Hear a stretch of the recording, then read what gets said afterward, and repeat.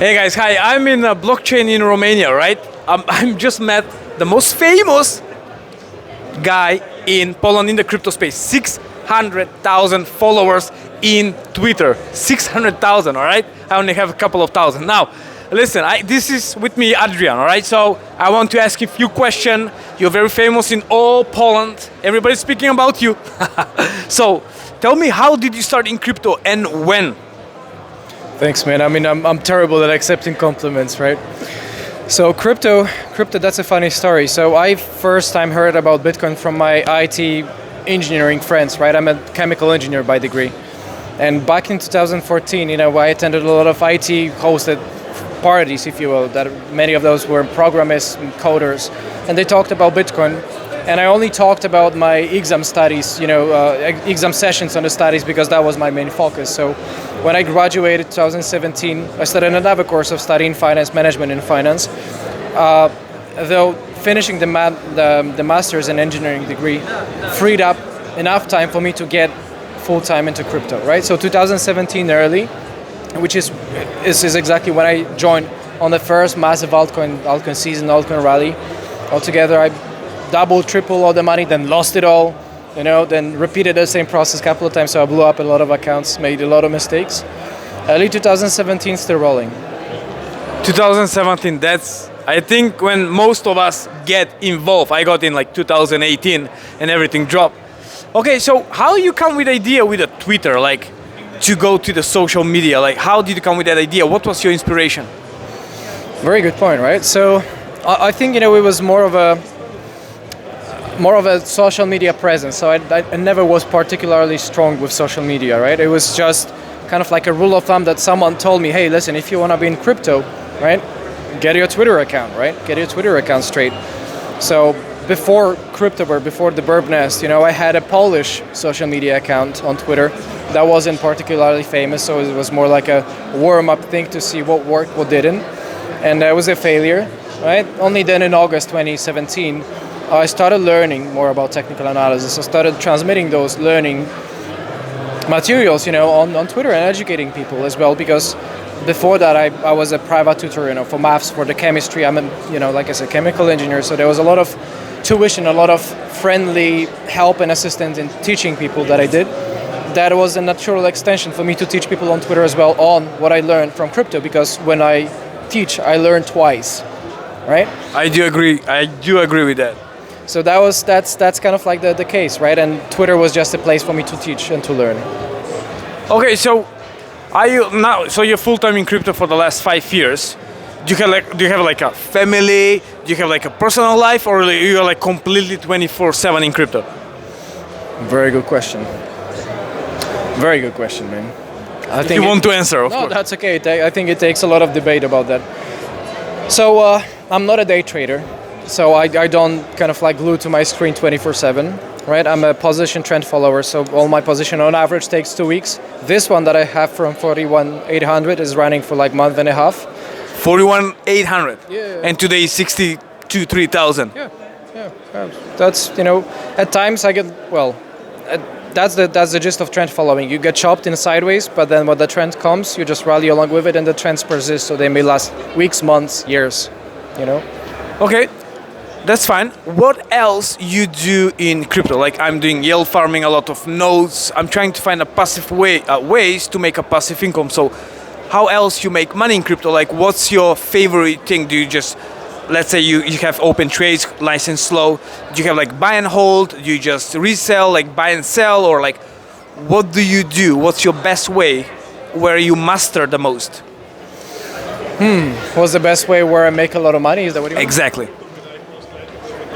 So see, the funny thing is that in the bull market, the best thing that you can do in terms of the profits is buy and hold, because it's virtually difficult or almost impossible to beat the market in the buy and hold, right? It's very difficult to beat Bitcoin if you hold Bitcoin, right?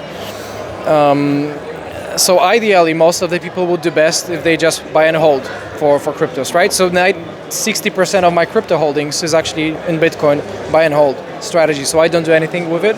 And before 2026, I just go out of the market. This is a typical midterm bear market setup that you had in 2022, in 2018, 14, and 2010, right? So there's a reason to expect that 2026 is exactly the same bear market setup. So, we've already had some decent extension, all following the expectations fairly well. So buy and hold is treating me well, most of the portfolio of the crypto side. And to minimize the risk, I use technical analysis, because what technical analysis does, it smoothens out your equity curve, right? Because in buy and hold, when you have a big burst of money, then your portfolio goes up a lot. But when you have a big crash, your portfolio goes down a lot, right? And then it takes time to recover. Well, if you, for instance, exited that position, you could have not only not lost money, you could have just, make more money later on, right? Because it's easier to make money when you have a lot of money, right? It's easier to make 10 million when you have 1 billion than if you have $100. So it's very important to keep your money high, the equity curve high, and in order to do it, you have to use protective stops, so that the technical analysis based on price action, volume, momentum, volatility, breadth, it kind of like gets you out of the market. It keeps you protected, protective stops. And what it does is, when you have a lot of money in a portfolio and the risk factor is managed by the technical analysis, when there's a big crash, you don't lose a lot of money because it stops you out before, right? So what you have is an equity curve that goes up, then it stalls, then it goes up again, then it stalls. Maybe if there is a little bit of a crash, you suffer a lot of small losses, but those losses are 5%, 10%, not 50 or 90%, right?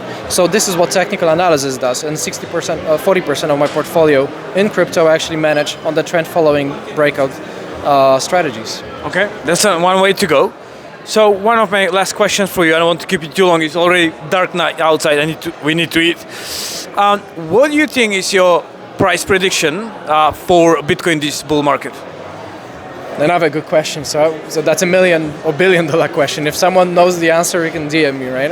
Or DM Phil and make him DM me as well.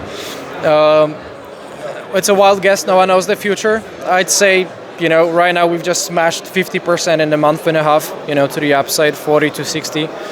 There is no reason not to expect that it stops anytime soon. Trends tend to persist, especially such strong ones. So I would suppose it's just a matter of time until it smashes all-time highs, and this is what it did always before on past halving. So no reason to expect otherwise, which means and defines that probably you're going to have all-time high, which means probably you're going to beat 70K. So that's one thing. Most likely, the typical patterns halving to peak in the past cycles. You had 90x halving to peak. Then you had in 2015, 2017, 18, you had a 30x halving to peak. 2020, the third halving, through 2021, you had 7x, 700%. So there is this diminishing returns halving to peak. However, because it's diminishing, I would expect less than 7x, right? Wild guess is probably going to be anywhere between 115 to 100,000. I don't know. Maybe I'm wrong. No, that's a fair point. My own personal opinion is, I think, top of the bull market. Again, we don't know this year or 2025, but I think maybe it will be 2025. Around, I'm very pessimistic with this one. I want to keep my think level, because when you get too hype, I suffer on that couple of times.